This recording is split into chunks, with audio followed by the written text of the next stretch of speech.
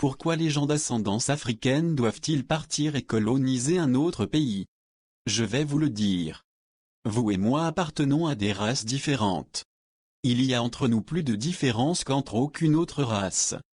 Que cela soit juste ou non, je n'ai pas à en discuter, mais cette différence physique est un grand problème pour nous tous, car je pense que votre race en souffre grandement en vivant avec nous, tandis que la nôtre souffre de votre présence. En un mot, nous souffrons des deux côtés si on admet cela, voilà au moins une bonne raison de nous séparer. Oui, c'est le président Abraham Lincoln lui-même qui tient ces propos bien peu engageants, loin, bien loin de l'image que l'on construira de lui plus tard. Ce 14 août 1862, alors que la nation américaine se déchire, que les États, désunis, s'affrontent dans un conflit fratricide, la terrible guerre de sécession déclenchée depuis son élection il y a 2 ans. Lincoln a convoqué à la Maison-Blanche une délégation de leaders noirs pour leur tenir ce discours: il faut que les Noirs quittent les États-Unis.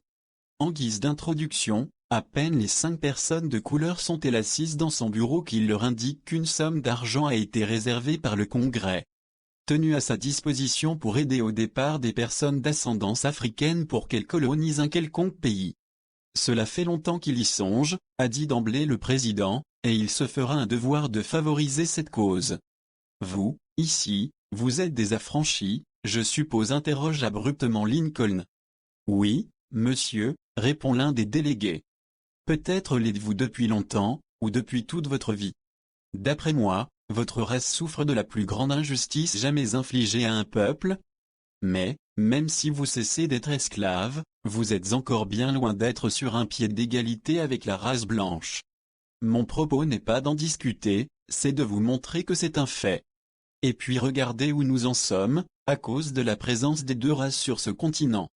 Regardez notre situation, le pays en guerre, les hommes blancs s'entr'égorgeant, et personne ne sait quand cela s'arrêtera. Si vous n'étiez pas là, il n'y aurait pas de guerre. Et le président de conclure. Il vaut donc mieux nous séparer. Je sais qu'il y a parmi vous des Noirs libres qui ne voient pas quels avantages ils pourraient en tirer.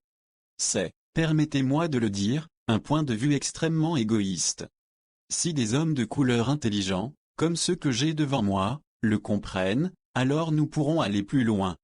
Je pense pour vous à une colonie en Amérique centrale. C'est plus près que le Libéria. Il y a là un pays magnifique, doté de beaucoup de ressources naturelles, et, à cause de la similarité du climat avec celui de votre pays natal, il vous conviendrait parfaitement. Un silence stupéfait accueille ces arguments qui défient l'entendement.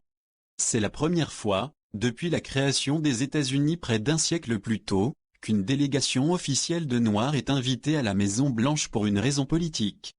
Elle a été conduite auprès du président par le révérend Joseph Mitchell, commissaire à l'émigration, et quelle réception! On imagine sans peine le froid glacial, même au cœur de l'été tropical de Washington, qui a saisi les 5 hommes, éminents représentants de la communauté noire dans la capitale. Son monologue achevé, le président les congédie en laissant à peine le temps à Edward Thomas, qui mène la délégation, de bredouiller. Nous allons nous consulter et vous donner une réponse rapide. Prenez votre temps, lâche le président. Comment Lincoln ose-t-il charger les Noirs de la responsabilité de la guerre qui ensanglante le pays? Comment ne reconnaît-il pas que, comme ses interlocuteurs ce jour-là, la plupart des Noirs vivant alors aux États-Unis sont nés sur le sol américain et ne savent rien de l'Afrique? Le président est indifférent à ce type de considération, ce n'est pas un idéaliste.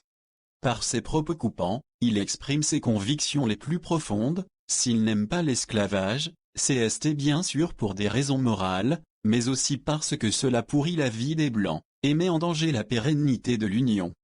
Il reste convaincu que les deux races n'ont rien à faire ensemble.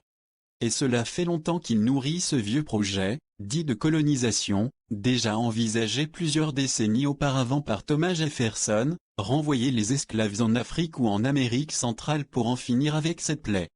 C'est une sorte de compromis entre les deux positions extrêmes qui se frontent alors, celle des planteurs du Sud farouchement accrochés à l'esclavage et celle des intellectuels du Nord qui luttent pour son abolition pure et simple.